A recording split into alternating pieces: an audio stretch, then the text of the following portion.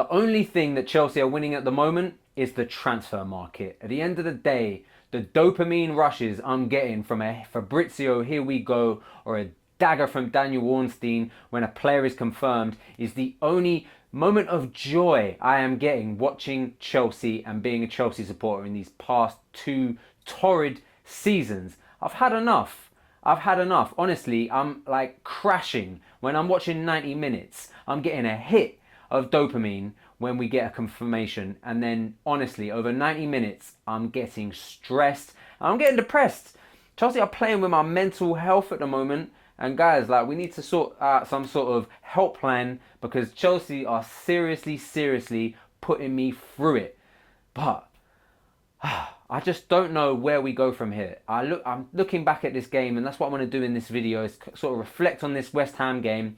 You know, I did an initial reaction video, and now I just kind of want to dissect what went wrong, what needs to change, because at the time of recording, it was too fresh. I was too surprised that we had lost 3-1, to be honest with you, considering so many moments of good football and positivity. Now I kind of need to, I've taken enough time, I can look back in hindsight and I can sort of see what went wrong. It's hard because it is a new tenure under Pochettino.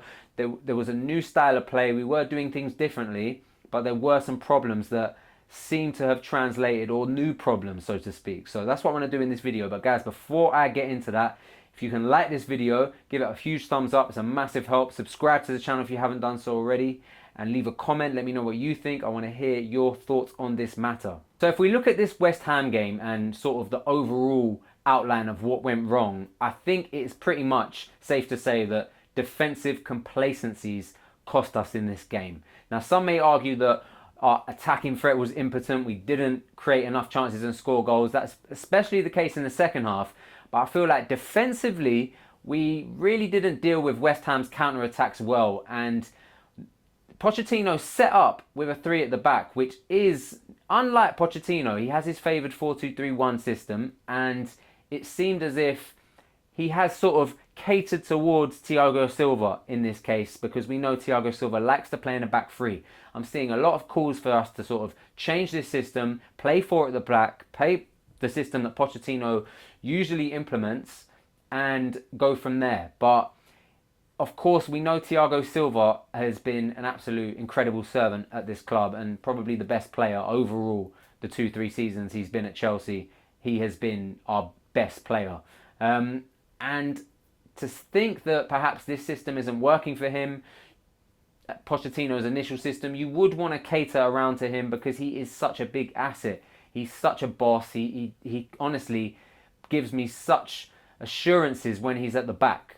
But I must say, watching him against West Ham, he looked a bit out of sorts. Like there's not a relationship clearly between him, Colwill, and Disasi. I feel like he hasn't quite got that chemistry with them.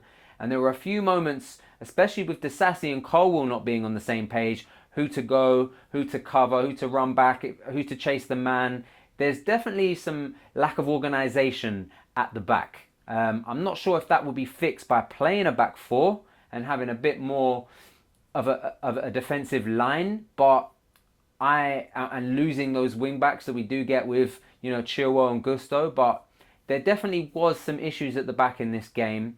I think the Antonio goal was incredibly telling. Disasi was far too respectful of Antonio and didn't quite make a challenge, and it was a fantastic take from Antonio, but you do wonder, could Disasi be doing better there? And even if you look at the goal Luis Diaz scored for Liverpool, Disasi was sort of late getting back. You know, he did score at the end of the day against Liverpool, but, you know, Disasi's main job is to defend and to be, you know, an imposer. And I like what he brings on the ball, but I haven't quite seen that positioning, that knowing when to make a right challenge yet. And I must say, I never really envisioned Disasi to be in this starting 11. But he started the past 2 games, and I'm not sure he is quite there, quite up to speed with the Premier League and how fast things are. He's got to learn quick.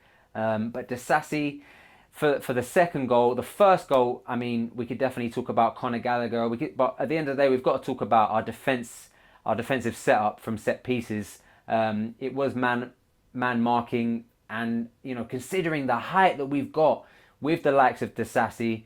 Colwell's a tall lad. There's a few defenders there that I feel like we might have mismatched there. I mean, I'm sure one of them was marking Antonio and Souček, other players that are sort of killers in that box when it comes to set pieces. But Gallagher marking Algood, I believe his name was, is a mismatch, and that's something that needs to get addressed also. So it just feels like defensively we're not quite at it. Something hasn't quite clicked, and we look a bit sort of like we're in a defensive transition, which is a shame because I thought that was the area we were most stacked in, and we were sort of, best positioned.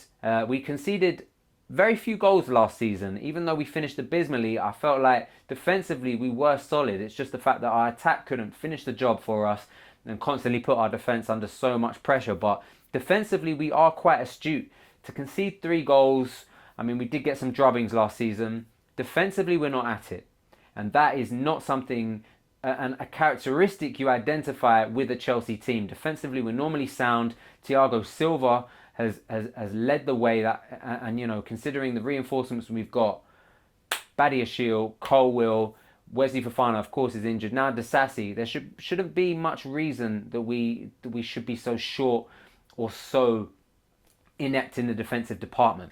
Now the goalkeeper, I've sort of brushed past that. Chelsea have signed Petrovic from New England. This is a here we go, happened yesterday. Now I'm not going to claim to know anything about the guy, but I must say I am happy that we have got a goalkeeper over the line. Yes, it's another dopamine rush of a here we go. Yes, it doesn't translate in good performances on the pitch. But at the end of the day, I need to see more of a challenge to that number 1, because Sanchez is not filling me with massive confidence in the shot stopping department particularly. Now he seems to be okay with the ball at his feet, not great. He seems to be good from set pieces and sort of commanding the box. I've been quite pleased in those areas, but I guess the shot stopping is a luxury. You want a keeper to do the basics, but I'm just not quite getting that USP from Sanchez at the moment. He seems like a good all-round keeper, but I'm not seeing anything that's jumping out at me. And I don't know much about this Petrovic, but we're going to see. Hopefully he's got something about him. And at the end of the day, there needs to be a challenge for that number 1, because it can't just be Sanchez guaranteed starter. We need to see some challenge there. Now the midfield, especially if you look back at this game, I felt like Enzo absolutely bossed it. And that has been the shining light of Chelsea's start to the season at the moment, is the performances from Enzo Fernandez coming into his own, feeling unlocked, feel like he's got a free rein to make passes, to do what he wants, create opportunities, and we're really relishing that. I'm loving watching Enzo at the moment. Everyone is absolutely gawking at Enzo Fernandez and the way he's playing football, the speed he plays at, the quickness he makes a pass, left foot, right foot, it doesn't matter. It's been a revelation to this season, and I always knew Enzo was going to come good. Now, matched with Caicedo, I'm pretty sure Caicedo, despite having an abysmal debut, is going to come good. Needs to get a bit up to speed, needs to get integrated a bit more with the team. Was perhaps, a bit unlucky to have such a bad game, such a poor game, make such a rash challenge for the penalty. I am confident in the midfield moving forward. I feel like we've seen a blip. Conor Gallagher didn't have his greatest game, but he played so well against Liverpool. He didn't really play badly against West Ham. It was just more so that I felt we weren't creating enough chances and we weren't on the ball enough, and Gallagher's not going to give you much of an attacking threat, I feel. He's quite good with his delivery into the box, but he's quite slow, and we needed to sort of pick things up, and that's where I feel like Caicedo, or Lavia, someone is going to slot in there, play alongside Enzo, and going to keep the speed, keep the momentum, because we severely dipped in the second half, and that was a big key. I wanted to talk about how fit Chelsea were throughout that game. On the first half, I just couldn't believe how on the ball we were, how fit we were. The intensity we were playing at was fantastic, and that tapered off in the second half big time. Lack of ideas, the injury to Carney, the penalty missed by Enzo. It just seemed like the wind was taking out our sails in the matter of 2 minutes. Everything was going so well. Second half, we didn't have answers for it. But I feel like midfield, I'm confident that this midfield is got enough depth, has got the right profile, the quality of players to win games of football and to help dictate games, and that is what we need to do. But all this possession means absolutely nothing if we're not going to pull at put the ball in the back of the net. And now it's time to talk about that attacking line.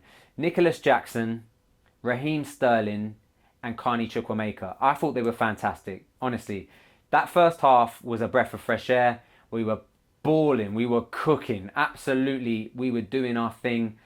And then it tapered off. I know there's been a few like mixed reviews of Nico Jackson's performance, and I'm quite shocked because I thought he was brilliant. I really thought he spread the line so well. His acceleration, his dribbling, physicality, he was in and amongst it. You know, you see games like where Haaland plays and he's busy. Maybe he doesn't get a goal or assist, but he's busy. And that was the kind of game I saw Nicholas Jackson do. You can't always walk away from a goal. Yes, he hasn't got his campaign underway yet. He hasn't scored, but I'm telling you, he's going to get in and amongst the goals.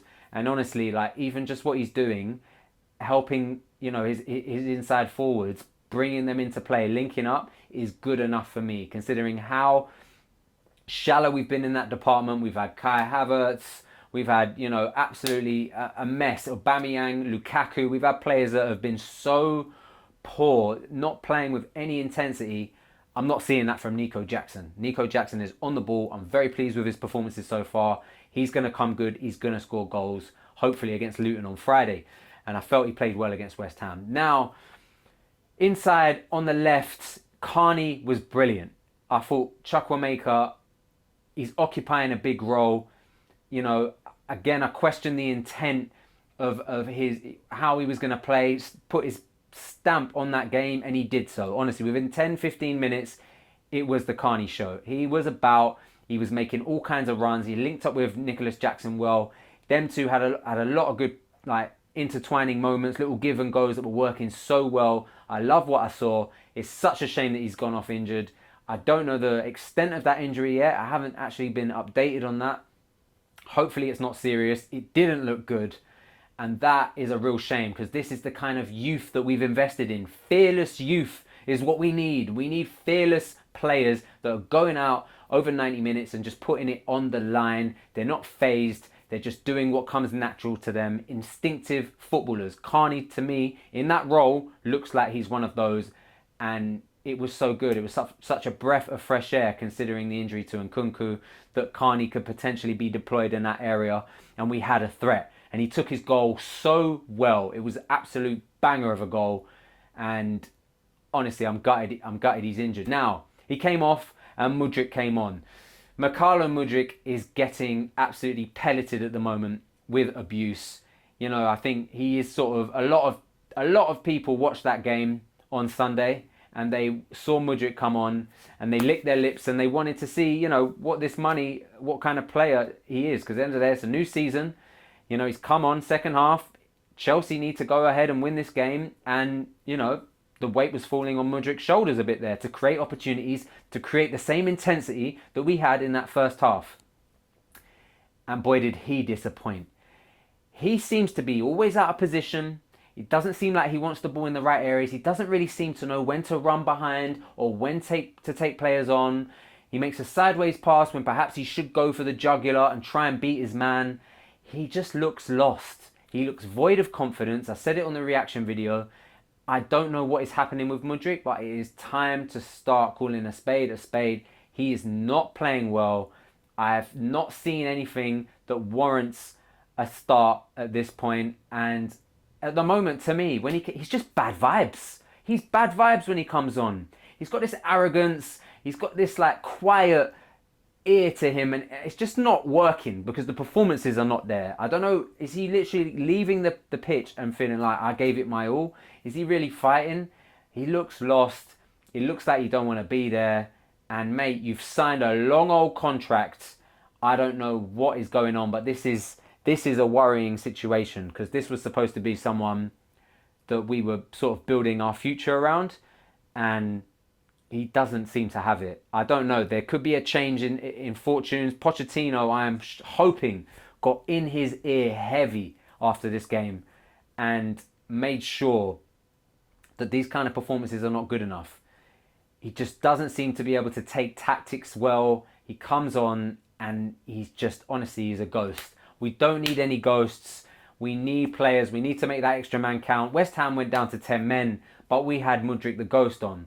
And it's not good enough. And I don't want to criticise Chelsea players, but it's time to give a bit of tough love at the minute. And I hope Pochettino is doing it. Mudryk has got so much talent, such a high ceiling, and I need to see it. Maybe he can't play with a left back. Maybe he can't play with another person on the left. He's a bit crowded. He doesn't quite know where to run into space and how to dictate and how to use his talent, his natural speed, his God-given speed, and put it to best use.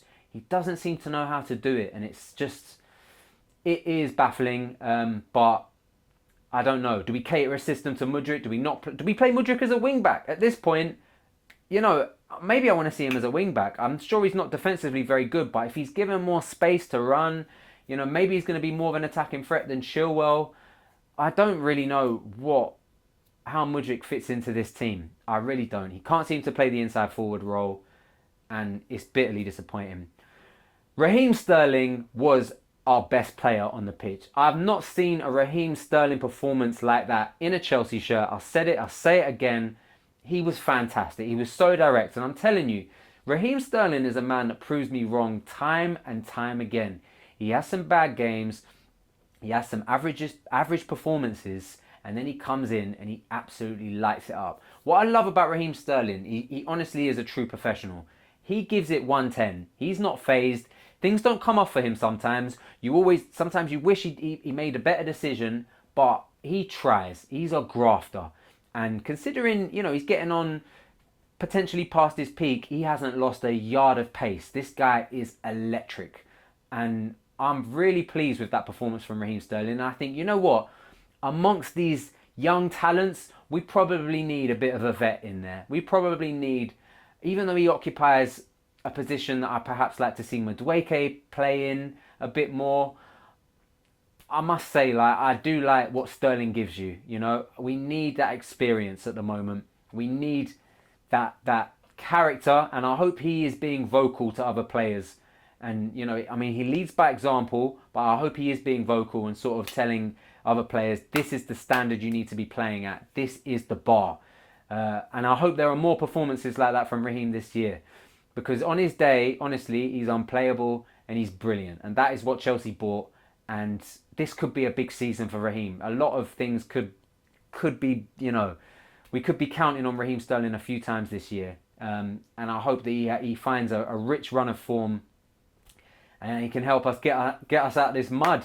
I want to see Ian Matson's involvement now. I think he can play on the left. He did play in a pre-season on the left, I believe. And if Carney's injured and Mudryk, this situation isn't going to take any resolve anytime soon, I would like to see Matson given the nod for the Luton game. I think that would be a great opportunity for him. He bagged goals in pre-season. Would he score 3 goals in pre-season? He was brilliant. And I think it's time to unleash him and see what he can do. There needs to be an understanding now that you need to fight for your place. Gusto on the right, I was pleased. I wasn't too pleased. Average performance from him. Considering the absence of Reece James, potentially, I do like the speed he's got is brilliant. The temperament, he made a great challenge in the penalty box. He's going to grow into it. I'm a bit pleased with him. But what we're going to do with this defensive formation, how we're going to cater, how we're going to set up against Luton is big. I'm going to drop a prediction video. But guys, you know what's coming. Chelsea, £1 billion spent on this team. Luton, £1 million, £2 million. The comparisons are going to come. The pressure is on. It looks like an easy home fixture, and it should be an easy home fixture. But considering the character of these players and how they play under the spotlight, brace yourselves. Brace yourselves. I don't put anything past this Chelsea team at the moment. Disappointment can come from anywhere, and it is vital that we don't just beat Luton. We need to obliterate Luton. We need to obliterate a team. I'm really hoping Nico Jackson gets his campaign underway. And yeah, guys, let me know what you think about this video. There's been a few updates. New keeper. We're still rumoured for another player. Bradley Barcola. I don't know what's happening there. To me, we need to just stop being busy in the transfer market and start putting more investment in that training field and in Cobham, because something is not right. I hope Pochettino now has seen the character of this team. It's better that we lost sooner rather than later, and hopefully changes are coming against Luton. I'm going to drop a prediction video. But guys, let me know what you think. Like this video if you can. Leave a comment in the comment box. Subscribe to the channel if you haven't done so already.